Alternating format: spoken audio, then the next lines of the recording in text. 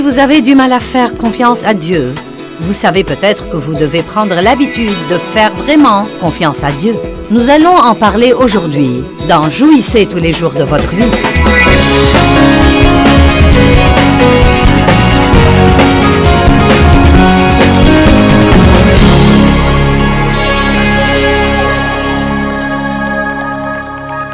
Nous parlons de nous débarrasser des mauvaises habitudes et de prendre de bonnes habitudes. Vous pouvez rompre avec une mauvaise habitude juste comme vous rompez avec un mauvais petit ami. Si ce mauvais petit ami est le seul petit ami que vous avez, bien qu'il vous ait rendu malheureuse, il va vous manquer pendant quelque temps. N'est-ce pas étonnant que, bien que certaines choses soient mauvaises, pour nous, si nous les éliminons de notre vie, il y a toujours une partie de nous-mêmes qui les regrette pour quelque temps. Et c'est la période que nous devons traverser quand nous donnons à Dieu l'occasion d'être Dieu dans nos vies. On dit que c'est à nous de prendre une habitude ou de nous en débarrasser. Il y a un groupe qui dit 21 jours et un autre qui dit 30 jours. Je prends en considération ceux qui disent 30 jours et d'après mon expérience, si vous arrivez à faire quelque chose systématiquement pour 30 jours ou si vous arrivez à ne pas faire quelque chose systématiquement pour 30 jours, vous aurez pratiquement pris une nouvelle habitude. Et quand vous avez l'habitude de faire quelque chose, c'est très souvent quelque chose que vous faites sans même vous rendre compte que vous le faites. Nous avons tous nos petites habitudes. Nous ne sommes pas obligés de nous débarrasser de toutes nos habitudes, mais nous devons certainement nous débarrasser des habitudes destructives et prendre de bonnes habitudes. Dieu m'a mis ça sur le cœur quand j'étudiais pour ce sermon, et j'ai dit ça hier, mais plus j'y pense, plus je l'aime. Je pense souvent que ce que nous appelons esclavage n'est en fait qu'une mauvaise habitude. Et je pense que le considérer comme une mauvaise habitude est une façon agréable de le considérer parce que le mot esclavage, c'est comme j'ai besoin d'un miracle pour en finir. Esclavage. Je suis en esclavage. Mais si nous disons, vous savez, j'ai une mauvaise et sale habitude. Je l'ai eue depuis très longtemps. Et maintenant, ça fait partie de mon comportement. Mais c'est avec l'aide de Dieu, certainement pas tout seul. Car sans lui, nous ne pouvons rien faire. C'est pourquoi j'ai dit hier, en clôturant la réunion, qui a au moins une mauvaise habitude dont il doit se débarrasser. Eh bien, toutes les mains étaient levées. Et j'ai dit, quand vous rentrez chez vous, n'essayez pas de vous en débarrasser, mais rentrez chez vous et passez d'abord une semaine avec Dieu pour lui en parler un peu. Et quand vous sentez que vous avez cette libération de Dieu, commencez jour après jour à vous débarrasser de cette mauvaise habitude. Mais ne vous risquez pas à essayer de le faire sans vous appuyer tous les jours sur Dieu. Quand j'ai lu hier soir le passage de la Genèse où Dieu a dit à Abraham, « Je veux que tu marches habituellement devant moi. » Je ne suis pas au courant d'autres traductions qui utilisent le mot « habituellement », mais il est utilisé plusieurs fois dans la Bible amplifiée. Et j'ai vraiment aimé ça car Dieu dit en fait à Abraham, « Je veux que tu prennes une nouvelle habitude. J'ai un nouveau plan pour toi. Tu vas être l'homme avec qui j'établirai mon alliance. Et donc, je veux que tu prennes la nouvelle habitude de me faire passer avant toi à tous les égards. » Et quand il dit à Abraham, « Je veux que tu vives et que tu marches habituellement devant moi », la réaction d'Abraham était de tomber sur sa face devant Dieu. Et pour moi, c'est lourd de sens et signifie qu'Abraham était un homme avec qui Dieu pouvait travailler, car Abraham savait que tout ce que Dieu lui-même lui demandait de faire, il ne pourrait pas le faire sans l'aide de Dieu lui-même. La grande erreur que nous faisons en essayant de vivre la vie chrétienne, c'est que nous apprenons ce que nous devrions faire, puis nous essayons de le faire.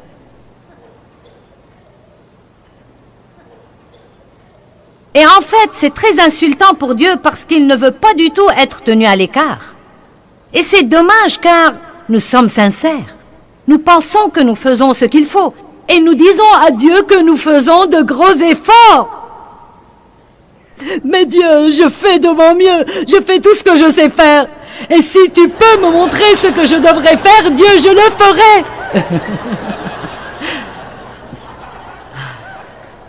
Et voyez vraiment, il y a quelque chose que nous devrions faire. Je ne dis certainement pas de ne faire aucun effort, mais ce doit être un effort rempli de l'esprit.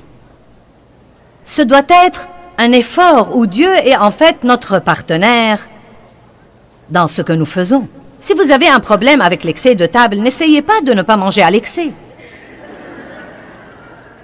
Priez à ce sujet avant de vous attabler. Dieu, je vais me mettre à table et tu sais comment je suis. Et je te dis juste avant même de prendre la fourchette, Dieu, j'ai besoin de ton aide.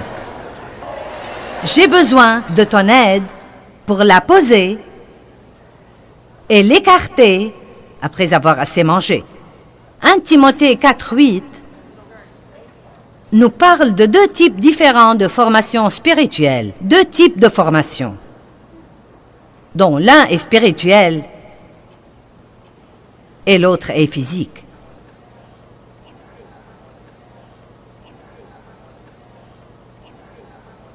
Car l'exercice corporel est de quelque valeur utile à peu de choses, tandis que la piété, l'exercice spirituel, est utile et a de la valeur à toutes choses et à tous les égards.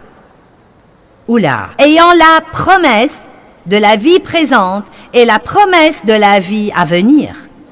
Je crois que c'est intéressant, car si je m'exerce spirituellement, si je suis forte dans l'esprit, et si j'exerce les disciplines spirituelles, ma vie sera meilleure ici-bas et j'aurai l'assurance de ma vie éternelle avec Dieu. Maintenant, vous savez, je suis ravie à l'idée d'aller au ciel, mais je voudrais faire un bon voyage.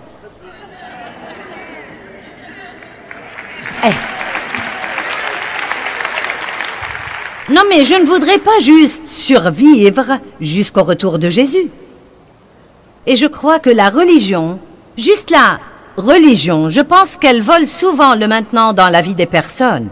Et elle nous donne le bientôt glorieux et notre demeure au ciel et, vous savez, traverser le Jourdain et aller à la gloire.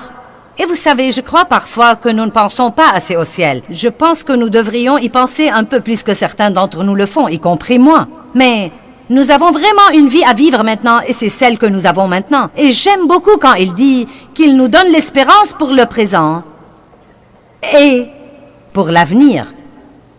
Maintenant, je suis pour le sport et l'exercice corporel, car je ne l'ai pas pratiqué pendant 64 ans de ma vie. Je l'ai commencé depuis 2 ans et 2 mois. Et si vous êtes intelligent, vous en déduirez que j'aurai 66 ans en juin. Mais Dave est plus âgé que moi, sachez ça. Il aura 69 ans en juillet. Ouh! Amen. Maintenant, Dave s'exerce depuis 50 ans. Oula! Et donc, j'ai dû le regarder faire ça pendant 48 ans. Et c'était censé me condamner, mais ça n'a jamais fait son effet. Et finalement, Dieu m'a parlé. Je ne vais pas entrer dans le détail, mais Dieu m'a dit que si je voulais être forte pour le dernier tiers de mon voyage sur Terre, je devrais commencer à faire quelque chose. Maintenant, je me sens mieux. Je me sens bien dans ma peau, j'ai l'esprit vif, et donc je suis complètement pour l'exercice physique. Mais vous savez, il y a un monde plein de gens qui font de l'exercice. C'est une industrie énorme, et croyez-moi, il y a un peu partout des gens qui payent des frais d'adhésion au gymnase et qui s'entraînent à la maison. Et il y a des coureurs et il y a des marcheurs. Et vous savez, il y a des gens, beaucoup de gens, non pas tout le monde, mais beaucoup de gens, qui entrent dans ce domaine. Mais je me demande combien de chrétiens qui passent 3 ou 4 jours dans un gymnase pour s'exercer physiquement ne s'exercent jamais vraiment spirituellement. Et donc, à ce qu'il paraît, il y avait beaucoup de gens qui faisaient de l'exercice du temps de Paul. Le sport était une chose très importante à l'époque. Paul dit, car l'exercice corporel est utile à peu de choses, mais la piété est utile à toutes choses. Maintenant, voilà ce que je voudrais vous dire, et je voudrais le dire différemment. Vous pouvez prendre des habitudes spirituelles qui vous changeront absolument la vie, mais vous n'avez pas besoin d'un miracle, pas besoin de l'apparition d'un ange, pas besoin d'une prophétie personnelle. Je n'ai pas besoin de vous arracher à la foule aujourd'hui et de vous dire « Ainsi dit le Seigneur ». Si vous vous levez tôt, tous les matins, et si vous cherchez sa face, dit le Seigneur, vous aurez une bien meilleure vie. Je n'ai pas besoin de faire ça. Peut-être que certains y prêteront attention, mais le point essentiel, c'est que la Bible nous l'a déjà dit. Sortez du lit et ne faites rien avant de passer un moment à parler avec Dieu et à recevoir un petit peu de nourriture pour votre homme spirituel.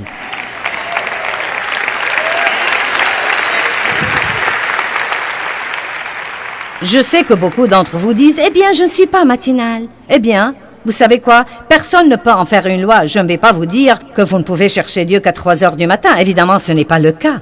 Mais je pense que c'est presque dangereux dans le monde où nous vivons aujourd'hui de se lever et d'essayer de sortir et de faire quoi que ce soit sans chercher Dieu un petit peu avant d'aller. Non, mais si vous ne pouvez pas prononcer autre chose, dites « Aide-moi Dieu ».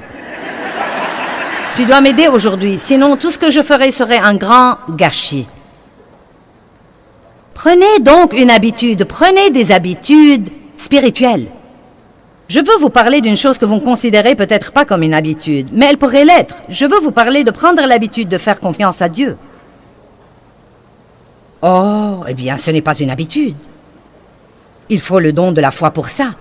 Voyez là aussi, je pense que nous spiritualisons excessivement tant de choses et nous les faisons sembler si inaccessibles. Vous savez quoi? J'avais l'habitude de me fier à moi-même.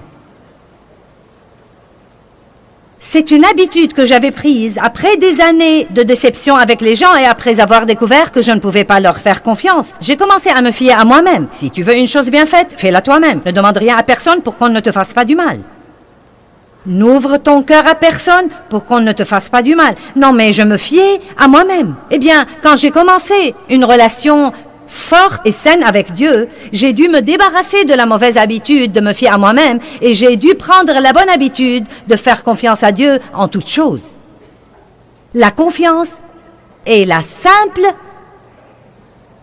foi, comme quoi Dieu vous aime, qu'il est bon, qu'il a la puissance de vous aider, ou qu'il veut vous aider, et qu'il vous aidera. Dès que vous retirez votre confiance de là où elle ne devrait pas être et que vous mettez cette confiance en Dieu, vous aurez une paix que vous ne pourriez avoir nulle part d'autre. Hébreux 4 dit, « Ceux qui ont cru entrent dans le repos de Dieu. »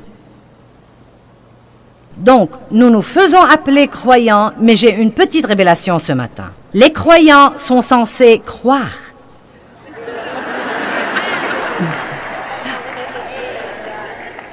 Nous ne disons pas « je suis douteur ». Et pourtant, bien des fois, nous sommes des croyants incroyants. Nous faisons confiance à nos amis, nous faisons confiance au monde, nous faisons confiance à la banque, nous faisons confiance à la bourse, à la sécurité sociale, nous faisons confiance au chômage. Et je ne sais pas si vous l'avez remarqué ou pas, mais nous avons un petit problème dans le monde aujourd'hui. Et je pense que Dieu essaie peut-être de nous parler. Et je pense également qu'il essaie de dire au monde, « Excusez-moi, bonjour, je sais que vous avez essayé de me mettre dans le placard et dans une boîte et de me retirer de vos livres et de me retirer de vos écoles. Je sais que vous essayez de me cacher, mais je ne vais pas m'en aller. Et voilà mon message à vous. Vous feriez mieux de vous réveiller et de vous rendre compte que sans moi, vous ne pouvez rien faire. »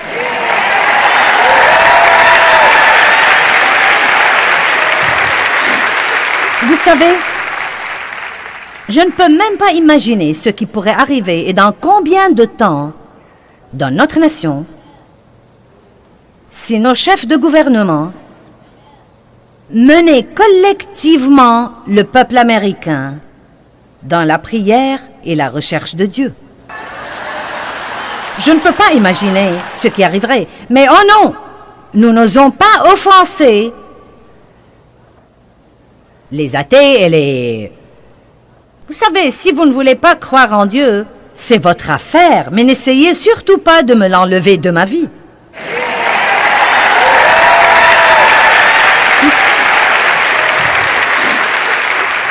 Prenez votre droit. Mais n'essayez pas de me voler le mien. Nous vivons dans un monde qui est plein d'humanisme. Et cela veut simplement dire que nous ne voulons pas Dieu dans nos vies. Et c'est exactement pourquoi les choses s'effondrent.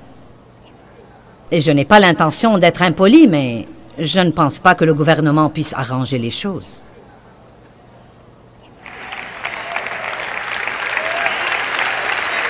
Non, mais je ne le pense vraiment pas. Et peut-être que certains d'entre vous disent, eh bien, je ne sais pas. Peut-être qu'ils trouveront quelque chose pour améliorer les choses pour quelque temps, mais vous savez, quand les choses sont complètement pourries... Ce qui arrive maintenant, c'est que nous voyons le résultat de ce que... Comme par exemple, vous savez, si je m'inquiète tout le temps et je suis très stressée tout le temps et je suis pleine d'amertume et de ressentiment, ceci peut rester en moi pour une période de temps et je peux le cacher. Mais peu de temps après, ça va se manifester par la maladie et la douleur dans mon corps. Et donc, comme la fibre morale de notre nation est totalement pourrie et comme les gens se sont détournés de Dieu, nous en voyons maintenant les résultats dans nos écoles, dans notre économie et où qu'on aille. Et dans une certaine mesure, nous vivons dans le pire des temps, mais aussi dans le meilleur des temps. Peut-être que ceci semble étrange, mais quelle occasion pour l'Église de luire! Quelle occasion pour nous de pouvoir dire, nous ne sommes pas désespérés et nous ne sommes pas impuissants. Vous savez, le peuple de Dieu a fait tant de choses d'ignorants. Ils venaient à Dieu quand ils avaient des ennuis et il répandait sur eux sa miséricorde et il était bon à leur égard. Et dès que les choses allaient mieux, ils se détournaient de Dieu et les choses allaient mal et ils revenaient et ils cherchaient Dieu de nouveau et ils faisaient ça un an après l'autre, une génération après l'autre génération. Et c'est vraiment, quelle image de la miséricorde de Dieu. Tout ce qu'il veut de nous, c'est que nous le voulions vraiment. Tout ce qu'il veut de nous, c'est que nous nous fions à lui et que nous mettions notre confiance en lui. Tout ce qu'il veut, c'est que nous le fassions passer avant tout sur tous les plans de notre vie. La loi de la priorité dit que ce que nous donnons d'abord à Dieu, non seulement il bénit cette partie, mais encore il multiplie tout son reste. Et donc, si vous donnez ce petit moment le matin à Dieu, vous n'allez pas perdre ce temps.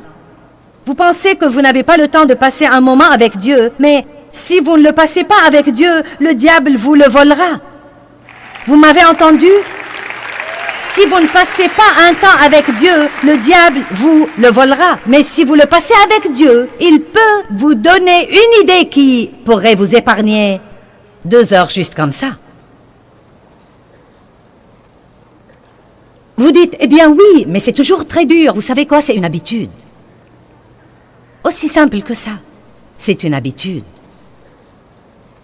Rester au lit est une habitude. Sortir du lit est une habitude. Aller au lit le soir à une heure convenable pour pouvoir se lever le matin est une habitude. Je sais que je me mêle de trucs dont vous préférez que je ne me mêle pas. Eh bien, c'est ma réunion et je vais faire ce que je veux. Allez, je me sens comme une maman ce matin. Je vais vous dire... Allez au lit, levez-vous, nettoyez votre chambre, brossez-vous les dents. Vous savez, ne faisons pas de tous ces trucs quelque chose qu'ils ne doivent pas être. Vous pouvez vous lever le matin. Des millions de gens font ça. Vous n'allez pas mourir si vous sortez du lit une demi-heure plus tôt et si vous allez à un coin tranquille pour passer un moment avec Dieu. Je ne sais que faire quand j'essaye de passer un moment avec Dieu. Eh bien, allez-y donc et dites-lui, Dieu, je ne sais que faire, mais me voilà. Non, mais laissez-moi vous dire une chose, vous aurez des points pour vous être montré. Non, mais vraiment. Vous aurez des points simplement pour être venu. Nous nous inquiétons trop de ce que nous sommes censés faire. Eh bien, j'essaye de lire la Bible, mais je ne la comprends pas. Je me suis levée, mais je me suis rendormie. Bien. Je sais ce que c'est, vous savez. J'ai de ces moments où je m'endors devant le Seigneur.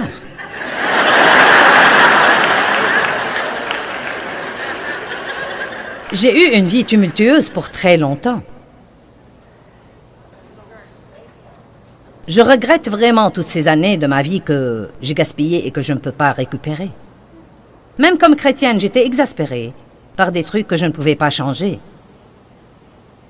Je vivais sous la condamnation, je n'avais pas de paix, je ne jouissais pas de ma vie. J'allais à l'église. Je croyais que j'irais au ciel. Mais je ne jouissais pas du voyage. J'ai eu une transformation radicale dans ma vie, surtout dans les 20 dernières années de ma vie avec Dieu, peut-être dans les 15 à 20 années. La vie ne vaut vraiment pas la peine d'être vécue si vous allez être exaspéré tout le temps. Et vous pouvez prendre l'habitude de faire confiance à Dieu, quoi qu'il arrive dans votre vie. Vous pouvez prendre l'habitude de dire « je ne vais pas m'en inquiéter, je ne vais pas essayer de comprendre, je suis passé par là, j'ai fait ça ». Vous savez ce qui arrive quand vous essayez de comprendre quelque chose, vous serez déconcerté. Certains sont probablement venus ici très déconcertés. Et quand j'ai demandé à Dieu, il y a des années, pourquoi tant de gens étaient déconcertés, y compris moi-même, il m'a dit, dis aux gens de ne plus essayer de comprendre les choses pour ne pas être déconcertés. Nous n'avions pas besoin de délivrance. Ce n'était pas un esclavage. Nous avions juste besoin d'éteindre notre cerveau et de dire, Dieu, j'ai confiance en toi. Je ne peux pas faire ça, mais toi, tu peux. Il n'y a qu'une chose qui amène la paix, le repos, la joie et le plaisir. Et c'est d'apprendre à avoir habituellement confiance en Dieu. Il y a des décisions que nous devons prendre dans la vie. Nous avons besoin de conseils entre toutes les demandes de prière qui affluent à notre bureau. La demande numéro 1 est « Priez que je sois à l'écoute de Dieu ». Priez que je sache quoi faire. Et le seul moyen d'apprendre vraiment à écouter Dieu, c'est d'apprendre à écouter notre cœur où demeure Dieu, plutôt que de vivre sans réfléchir selon nos émotions ou notre volonté. Si vous voulez écouter Dieu en sécurité, il est impératif que vous connaissiez la parole. Je sais que nous disons toujours, vous devez connaître la parole, la connaître et la connaître. Écoutez-moi bien. Vous devez connaître la parole.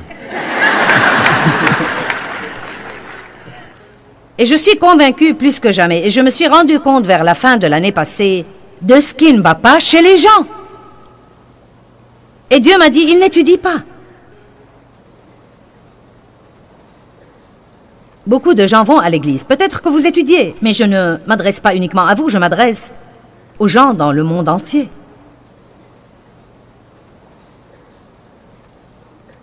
Peut-être que nous allons à l'église. Peut-être. Tout le monde ne fait pas ça. Mais disons que vous allez à l'église et prenons la chose à un autre niveau. Disons que non seulement vous allez à l'église, mais en plus vous me regardez tous les jours à la télé. Et disons également qu'en plus de cela, vous lisez un chapitre de la Bible juste par devoir.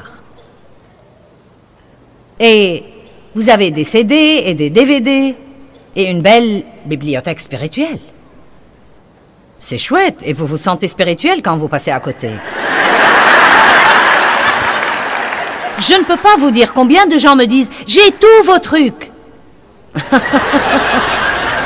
J'ai tous vos livres, et j'ai tous vos CD et DVD. J'ai tout. Et parfois, je dois vraiment penser, je suis contente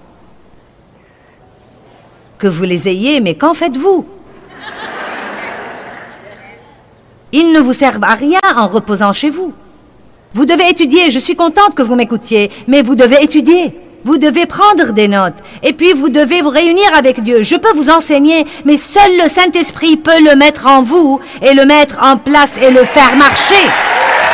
Il ne vous laissera pas apprendre juste de votre pasteur, ou juste de votre enseignant de la Bible, ou juste de votre pasteur à la télé. Vous devez aller à Dieu. Lui seul peut vous le faire comprendre.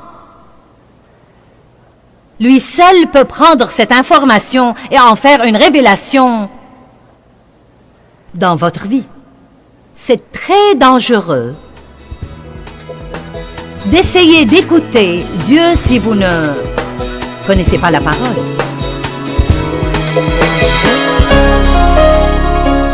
Eh bien, la Bible nous enseigne, et je peux en fait confirmer de mon expérience personnelle que sans le Christ, nous ne pouvons absolument rien faire avec succès et le faire bien. Nous avons vraiment besoin de passer des moments de qualité avec Dieu. Parce qu'en faisant ça, nous l'honorons et nous lui disons « J'ai vraiment besoin de toi, Seigneur, je ne peux rien faire sans toi. » Proverbe 3, 5, 6. Appuie-toi sur l'Éternel et confiance en lui, confie-toi en lui de tout ton cœur et toute ta pensée, et ne t'appuie pas sur ta sagesse ou sur ton entendement. Reconnais-le dans toutes tes voies, et il te conduira et il aplanira tes sentiers. J'aime beaucoup ces versets. Et très souvent, quand je me sens vraiment déconcertée, j'y reviens et je me dis que je ne m'appuierai pas sur ma sagesse, mais que je m'appuierai sur Dieu.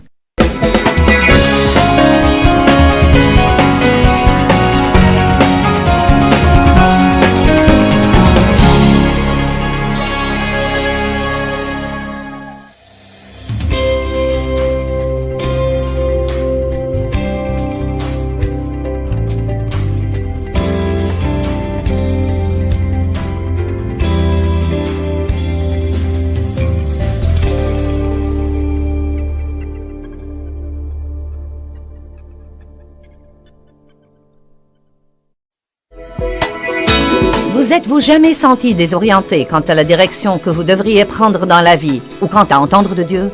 Peut-être que vous devez apprendre à vous fier davantage à votre cœur dans vos décisions de tous les jours. J'aimerais vous aider à faire ça aujourd'hui.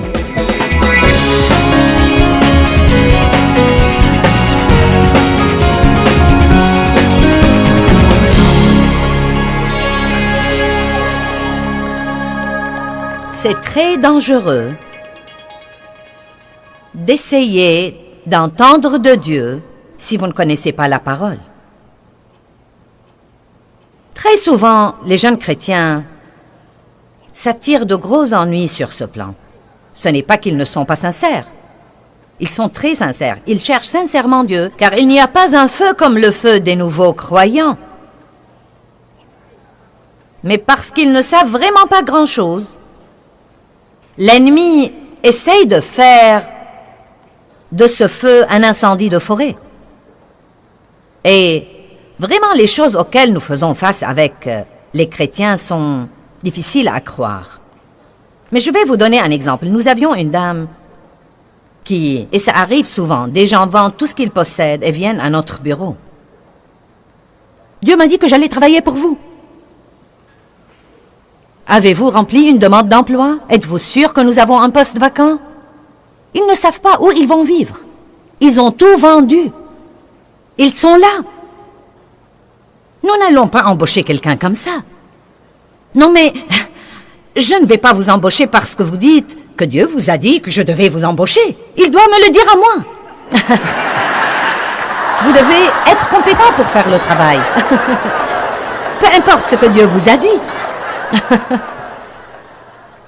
Comment peut-elle être aussi trompée? Parce qu'elle ne connaissait pas la parole. Peu m'importe combien vous priez. En fait, je vais vous dire que si vous priez et vous essayez d'opérer par les dons de l'esprit et que vous ne connaissez pas la parole, vous finirez par vous attirer des ennuis. Vous devez connaître la parole de Dieu, car la parole nous apprend la sagesse. Donc, un peu de bon sens lui aurait dit que ça n'allait pas marcher. Laissez-moi vous dire une chose, le bon sens est un don de Dieu. Non, mais c'est vraiment un don de Dieu. C'est ce dont parle le livre des Proverbes quand il dit d'acquérir l'entendement. Plus que toute autre chose dans la vie, acquérir l'entendement et l'intelligence et le discernement et la discipline et acquérir la sagesse et la connaissance plus que toute autre chose que vous recherchez dans la vie. Ne faites pas des tas de trucs stupides. La Bible dit que quand vous devenez chrétien, vous devez renouveler votre pensée. Elle ne dit pas de l'éliminer.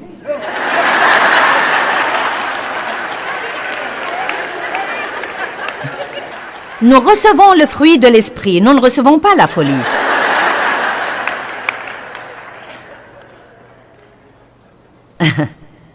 Nous voulons tous savoir ce que Dieu nous dit. Eh bien, suivez la paix, qu'en pensez-vous?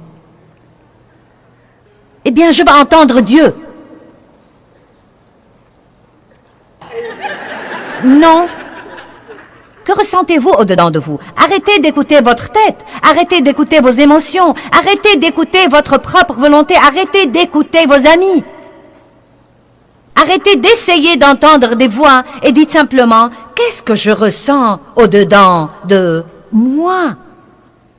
J'ai fait dernièrement la signature d'un de mes livres dans une ville et la troisième personne dans la queue de la signature du livre m'a dit « Non, mais je signais ces livres aussi vite que possible et les gens prenaient des photos et je les saluais. » Et 3 personnes m'ont dit « As-tu un mot pour moi ?» Je me suis dit « D'accord, je sais ce que j'ai là. J'ai un groupe du même endroit où chacun aime et doit donner un mot à l'autre. » Je leur ai dit « Oui, j'ai un mot pour vous. Il est dans le livre que vous venez d'acheter. Lisez-le chez vous. »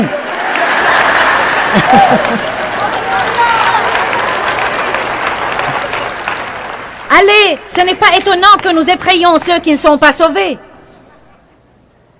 Nous traînons avec notre casque à écouteurs, nous murmurons en langue, le Seigneur soit loué, gloire à Dieu, alléluia, merci Jésus. Ayons un peu de bon sens, amen. Bonjour. Une des plus grandes bénédictions du Nouveau Testament, c'est que nous ne sommes pas obligés de passer par quelqu'un pour arriver à Dieu. Il vient lui-même à nous tous et il vit au-dedans de nous. Et il dit, je mettrai mon esprit en vous et c'est un esprit de sagesse. La meilleure façon d'entendre Dieu, c'est de savoir ce que dit ce livre. Et quand vous demandez à Dieu ce qu'il veut que vous fassiez, c'est génial s'il décide de vous parler d'une voix audible. Ceci ne m'est arrivé que 2 ou 3 fois dans toute ma vie avec Dieu. La plupart du temps, si vous voulez la vérité, c'est toujours terriblement silencieux. Si Dieu ne vous a rien dit depuis 5 ans, continuez à faire ce qu'il vous avait dit à la dernière fois où il vous a dit quelque chose. Car faites-moi confiance, quand il veut dire quelque chose de nouveau, vous le saurez. Je suis arrivée à la conclusion que si Dieu ne dit rien, c'est que je me débrouille bien. Parce que sinon, il fera le nécessaire pour me le faire vite savoir. Donc je crois que si papa est silencieux, c'est un bon signe. Oh Seigneur, aide-moi, je ne prêche pas mon message, mais je vais essayer d'y revenir tout de suite.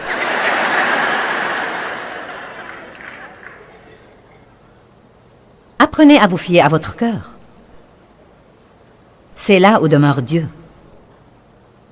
Apprenez à vous y fier. Ne pensez pas toujours aux choses. La Bible nous dit que, dans Hébreux 4:12, elle dit que seule la parole de Dieu partage âme et esprit. Seule la parole de Dieu peut tracer cette ligne de démarcation nette qui partage jointure et moelle. Vous savez, votre âme et notre esprit, nous pouvons nous y perdre. Est-ce que j'entends Dieu? Est-ce que je m'entends moi-même? Est-ce que j'entends le diable ou mes amis? Est-ce que je veux ça ou Dieu le veut? Est-ce que je ressens ça ou Dieu le ressent? Et ce pourrait être un domaine délicat, voire dangereux. C'est si facile de faire les choses par les émotions. Et tout à coup, vous vous engagez à quelque chose qui devient un gâchis énorme et gigantesque dans votre vie, simplement parce que vous n'avez pas attendu assez longtemps pour voir si vous avez vraiment la paix à l'égard de ce que vous sentez. Allez maintenant. Si vous avez vraiment envie d'épouser quelqu'un, ne l'épousez pas parce qu'il est beau et qu'il a un physique agréable ou...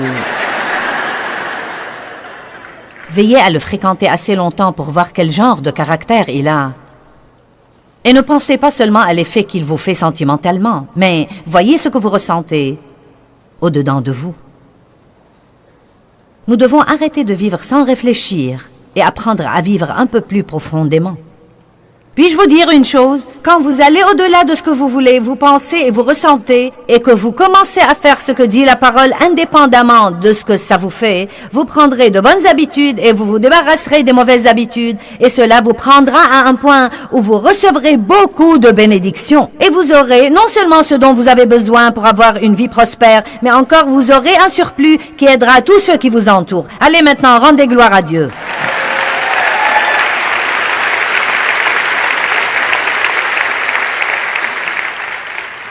Le cœur de l'homme médite sa voie. Mais, Dieu merci, c'est l'Éternel qui dirige ses pas. Donc l'habitude numéro 1 dont je veux vous parler ce matin, c'est l'habitude d'étudier la parole. La parole de Dieu est la nourriture dont vous avez besoin pour votre esprit. Et la Bible dit, l'esprit fort de l'homme le soutient dans la douleur corporelle et les ennuis. Je ne sais pas ce qui arrivera dans ma vie cet après-midi. Je ne sais pas ce qui arrivera demain. Mais je sais que si je reste spirituellement forte, je pourrai faire face à n'importe quoi. Écoutez-moi, votre vie n'est pas insupportable. Vos épreuves et vos problèmes ne sont pas insupportables. Vous avez la puissance de l'univers au-dedans de vous. Et vraiment, vous pouvez faire tout ce que vous devez faire dans la vie, mais vous devez être fort spirituellement. Et n'attendez pas d'avoir un problème pour commencer à vous fortifier. Vous devez rester fort. Maintenant, la deuxième chose que je veux dire ce matin est prenez l'habitude de reconnaître Dieu dans toutes vos voies. C'est une habitude. Juste avant de faire quoi que ce soit, Dieu aide-moi. Vous entrez dans le centre commercial, mène-moi Seigneur. Aide-moi à ne pas acheter des tas de trucs dont je n'ai pas besoin. S'il y a quelque chose d'avantageux pour moi, ou s'il y a une bonne affaire, aide-moi à les trouver. Si vous êtes venu pour une certaine chose, Dieu rachète mon temps, aide-moi avec ça. Vous quittez, vous avez eu ce que vous voulez. Merci Dieu, j'apprécie ton aide. Prenez l'habitude de parler à Dieu de toutes choses. C'est ce qui nous donne cette relation personnelle, intime avec Dieu. Ça ne sert à rien d'aller à l'église le dimanche et d'oublier Dieu le reste de la semaine et d'essayer de faire les choses tout seul. Prenez l'habitude d'inclure Dieu dans tous les domaines de votre vie. Proverbe 3, 5 à 7 dit « Confie-toi en l'Éternel de tout ton cœur et ne t'appuie pas sur ta sagesse. Reconnais-le dans toutes tes voies et il aplanira tes sentiers. » Le reconnaître veut simplement dire se soucier de ce qu'il pense. « Seigneur, est-ce que tu veux que je fasse ça? Est-ce le meilleur choix pour moi? » Et ce qui arrivera si vous commencez à reconnaître Dieu, c'est que vous commencerez à dire quelque chose et tout à coup vous sentirez dans votre fort intérieur vous allez dans une certaine direction et vous faites quelque chose et vous sentirez dans votre fort intérieur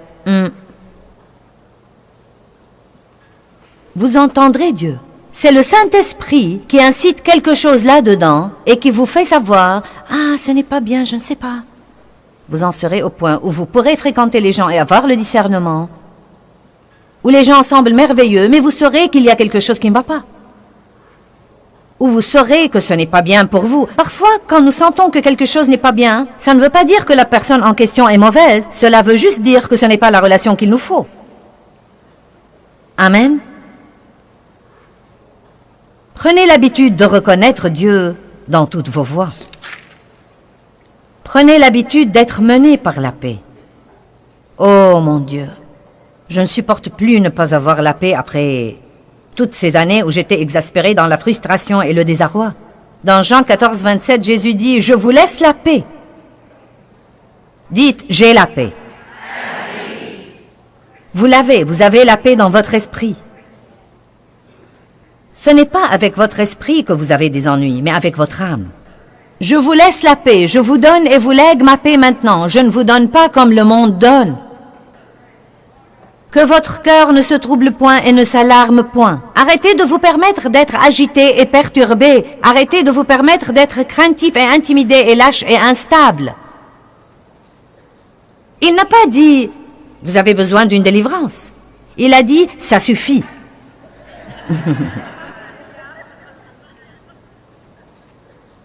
Nous n'aimons pas prendre ce genre de responsabilité. Nous préférons presque croire que nous avons un problème énorme et que nous n'y pouvons rien à moins que Dieu n'intervienne et ne nous délivre miraculeusement. Mais vous pouvez collaborer avec Dieu et vous débarrasser de n'importe quelle mauvaise habitude et prendre n'importe quelle bonne habitude. Qui croit ça? Bien, nous faisons des progrès. Colossiens 3,15 dit que la paix de Dieu préside dans votre vie comme un arbitre qui vous aide à prendre toutes les décisions finales. Donc, l'essentiel, c'est que quand l'arbitre arbitre un match, ça veut dire qu'il a plein de pouvoir. S'il dit que le ballon est out, il est out. S'il dit que le ballon est bon, il est bon. Il est soit out, soit bon. N'est-ce pas? Et nous devons être avisés de cet arbitre. Dans votre vie, le Saint-Esprit qui nous mène tout simplement par la paix. Si vous avez la paix, allez-y. Et sinon, priez un peu plus et attendez, aussi désespérément que vous le vouliez, quel que soit ce que vous en pensez, quel que soit ce que ça vous fait, aussi nombreux que soient vos amis qui le font, vous devez avoir la paix. Et je suis sûre que nous avons une pièce remplie des gens ici et un monde rempli de gens qui nous regardent à la télé qui, si on leur avait dit la vérité, n'auraient pas eu la plupart des problèmes qu'ils ont en ce moment, ils ne les auraient pas eus s'ils avaient suivi la paix.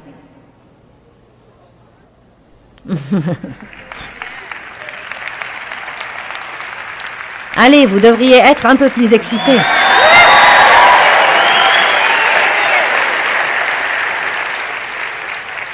Ça m'intéresse toujours ce que les gens deviennent silencieux quand on leur donne une responsabilité. Le royaume de Dieu, ce n'est pas le manger et le boire, mais la justice, la paix et la joie par le Saint-Esprit. Sachez qui vous êtes en Christ et ne vivez pas sous la condamnation. Vous devez avoir la paix et vous devez jouir du voyage. Et le seul moyen d'avoir la paix, c'est de prendre l'habitude de faire confiance à Dieu, advienne que pourra. En fait, j'ai eu un nouvel accord avec Dieu. Je lui ai dit, je te demanderai tout ce que je voudrais et je me contenterai de ce que tu me donneras. Peut-être que ça ne marche pas pour vous, mais ça marche admirablement bien pour moi. Non, mais car j'étais de ceux qui disent, vous savez, je ferai en sorte que ça se produise. Est-ce que j'ai des frères ou des sœurs en ce moment qui disent, c'est comme ça que ça devrait être, et tu vas changer, et tu ne vas pas agir comme ça chez moi. Oh mon Dieu, si seulement je savais ces trucs quand mes enfants étaient adolescents et qu'ils grandissaient. J'étais folle furieuse en essayant d'élever mes 4 enfants, car j'en avais un qui était comme moi. Et je demandais, qu'est-ce qui ne va pas chez toi? Je ne savais pas qu'il était comme moi. J'étais Miss propre et ordonnée, et j'avais une fille qui était vraiment désordonnée. Non mais ça me surprenait qu'elle puisse se retrouver le matin. Elle avait plus de vêtements par terre que dans la garde-robe. Et j'avais une autre qui était une mélancolique, forte et bien organisée. Et nous en rions, elle et moi, l'autre jour. Elle passait probablement 1 heure le matin à son maquillage et ses cheveux. Mais elle ne prêtait attention qu'aux parties qu'elle voyait. En fait, elle ne faisait rien pour les parties de derrière. C'était... Non, mais elle avait ces grandes boucles ébouriffées, vous savez? Non, mais du côté, elle avait l'air vraiment étrange, car ses cheveux étaient... Et puis de derrière, ils étaient... Et elle voulait que tout soit parfait. Non, mais je la voyais faire des tampons de ses papiers de devoir l'un après l'autre et les jeter à la poubelle, bien qu'elle eût presque terminé, mais elle a fait une erreur. Et elle n'allait pas présenter le papier avec des erreurs. C'était incroyable. Non, mais je n'avais déjà pas toute ma raison. Dieu venait de m'appeler au ministère et j'essayais d'étudier et d'apprendre et de donner une étude de Bible à la maison. Et j'essayais d'apprendre à être une femme soumise et à ne pas me mettre en colère chaque fois que Dave allait jouer au golf. Et j'avais là un adolescent tout à fait comme moi. J'avais une fille qui ne remettait rien en ordre et une autre fille qui ressemblait à cette radicale mélancolique qui voulait que tout soit parfait. Et puis, j'avais un bébé.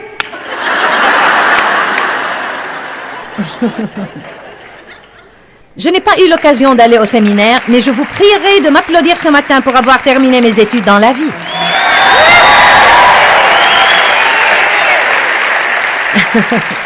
J'ai réussi à vivre dans ce monde et j'ai réussi à appliquer ces principes bibliques à ma vie quotidienne. Et je suis là pour vous dire que vous pouvez jouir du voyage. Vous pouvez avoir une bonne relation avec vous-même et apprendre à vous entendre avec les gens qui ne font pas ce que vous voulez qu'ils fassent. Écoutez ce que Jésus dit. Je vous laisse ma paix. Je ne vous donne pas comme le monde donne, mais je vous donne ma paix. Maintenant, arrêtez de vous permettre de vous mettre en colère tout le temps. Arrêtez. Et vous devez dire aujourd'hui, ça suffit. Je vais me débarrasser de cette mauvaise habitude de me mettre en colère chaque fois que je ne fais pas à mon idée. Je suis passé par là, j'ai fait ça, j'ai acheté le t-shirt et les bandes. Je ne vais plus faire ça.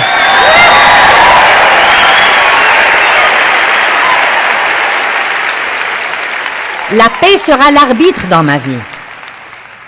Vous pouvez vous débarrasser de cette mauvaise habitude. Je ne pense pas que nous puissions nous empêcher de nous mettre en colère parfois. Mais nous ne devons pas rester en colère. La Bible dit, si vous vous mettez en colère, ne péchez point.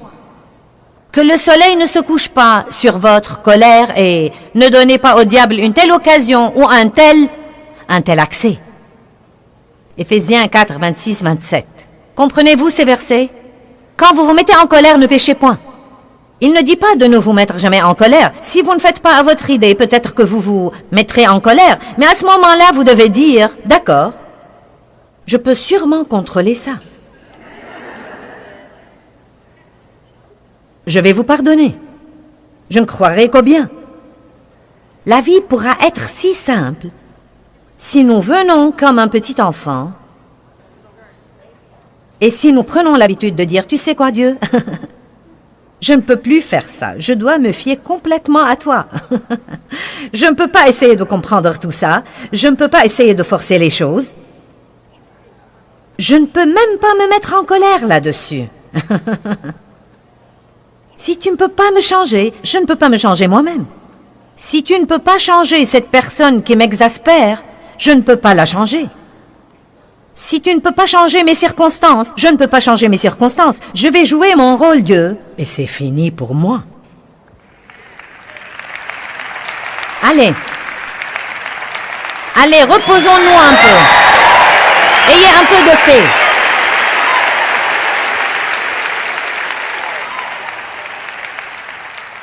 Prenez l'habitude de dire non à vous-même et oui à Dieu. Romains 8, 13, et je vais clôturer là.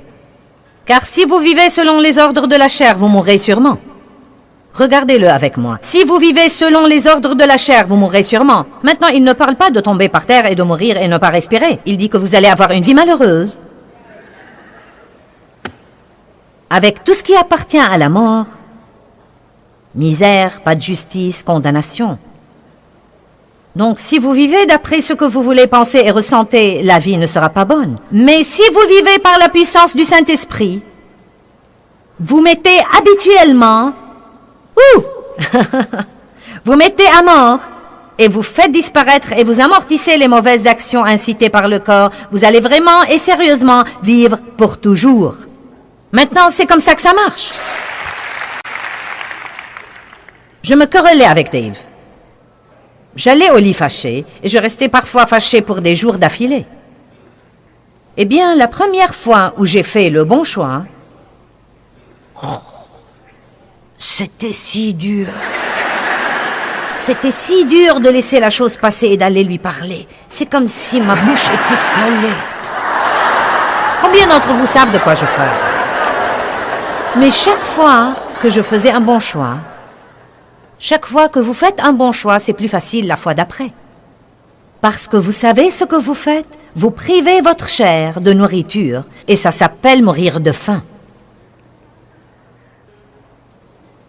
Notre chair est forte parce que nous la nourrissons depuis des années, et je ne parle pas de la nourriture physique, je dis que si je ne faisais pas à mon idée, je me fâchais, je nourrissais ma chair. Chaque fois que j'y cédais, je nourrissais ma chair. Quand je disais non, savez-vous que votre non est une des choses les plus fortes dans le monde si vous apprenez à le dire à vous-même plutôt qu'aux autres qui vous entourent?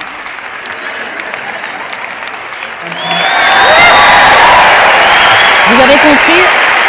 Essayez de vous dire non à vous-même.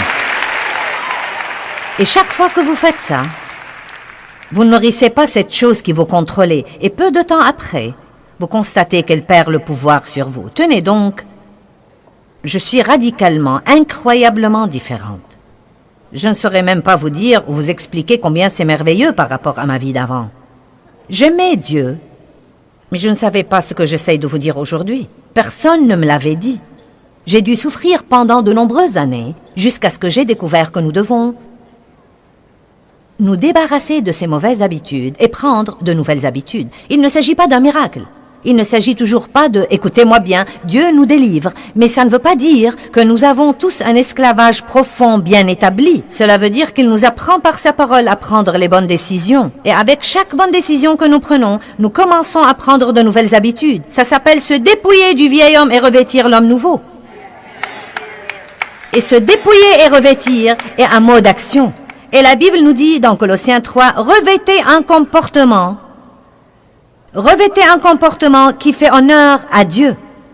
Amen. Débarrassez-vous de ces mauvaises habitudes, prenez de bonnes habitudes. La première chose à faire dans chaque situation, c'est de dire, Dieu, je te fais confiance. Dites toujours, je te fais confiance. Je ne sais que faire, mais je te fais confiance. Je ne sais pas pourquoi, mais je te fais confiance. Je te fais confiance, je te fais confiance, je te fais confiance. Quand vous faites ça, vous aurez la paix. Et quand vous avez cette paix, la vie devient douce. Eh bien, la Bible nous enseigne, et je peux le confirmer d'après mon expérience personnelle, que sans le Christ, nous ne pouvons rien faire avec succès et le faire comme il faut. Nous avons vraiment besoin de passer des moments de qualité avec Dieu. Car en faisant ça, nous l'honorons et nous lui disons « J'ai vraiment besoin de toi, Seigneur, je ne peux rien faire sans toi. » Proverbe 3, 5, 6 dit « Appuie-toi sur l'Éternel et confiance en lui, confie-toi en lui de tout ton cœur et de toute ta pensée et ne t'appuie pas sur ta sagesse ou sur ton entendement. Reconnais-le dans toutes tes voies et il te conduira et il aplanira tes sentiers. » J'aime beaucoup ces versets. Et très souvent, quand je me sens déconcertée, j'y reviens et je me dis que je ne m'appuierai pas sur ma sagesse, mais que je m'appuierai sur Dieu.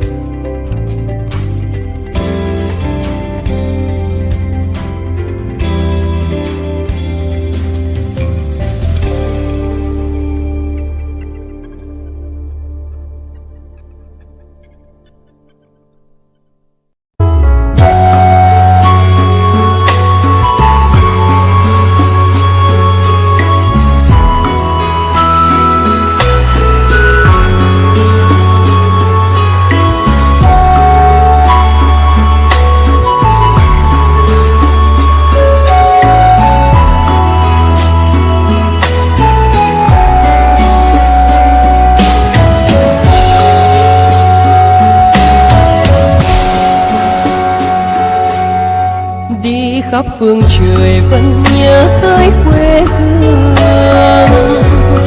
Người về đây thăm làng trù quê mẹ và làng sen quê cha, xúc động bồi hồi người rơi giọt lệ, thương mái nhà tranh thương đất mẹ nghèo.